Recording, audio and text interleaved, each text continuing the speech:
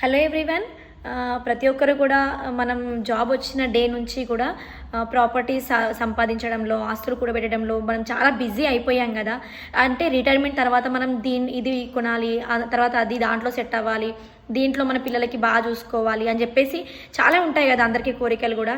కానీ మనం వీటన్నిటిని ఇవ్వడం మన పిల్లలకి ఎంత ఇంపార్టెంటో, మనం రిటైర్మెంట్ తర్వాత మనం ఆరోగ్యంగా ఉండి వాళ్ళతో హ్యాపీగా అనుకోవడం కూడా చాలా ఇంపార్టెంట్ అనమాట.